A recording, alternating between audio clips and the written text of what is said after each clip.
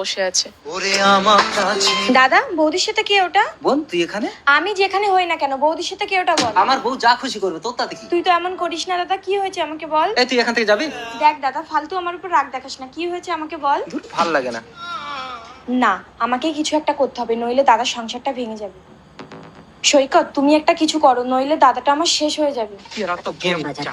ও hello, কি হচ্ছে সব? কি হচ্ছে দেখতেই তো পাচ্ছিস, জিজ্ঞাসা করার কি আছে? আচ্ছা বৌদি, কে ওটা? এটা আমার এক্স। এক্স হোক আর নেক্সট হোক, তাহলে দাদার কি হবে? তোমার দাদাকে আমি ডিভোর্স দিয়ে দিয়ে একে বিয়ে করব। ওকে বিয়ে করবে? একবারও শুনেছো ও তোমাকে বিয়ে করবে কিনা? অফকোর্স করবে। মইনা, তুমি আমাকে বিয়ে করবে না? দেখো নিরোদা, তোমাদের মতো মেয়ের সাথে টাইম পাসই করা যায়, কারণ যে একটা সংসার ছেড়ে আসতে পারে সে আমার সংসার ছেড়ে যাবে না তার কোনো গ্যারান্টি নেই। So I can not marry you. নিরোদা, রাস্কেল। ঠাকুরজি, কোথায় তোমার দাদা? দাদা তো রেখে বাড়ি চলে গেল। আমি আমার ভুল বুঝতে পেরেছি ঠাকুরজি, আমাকে বাড়ি নিয়ে চলো, আমি তোমার দাদার কাছে ক্ষমা চাইবো। না না বৌদি, ক্ষমা চাইতে হবে না, তুমি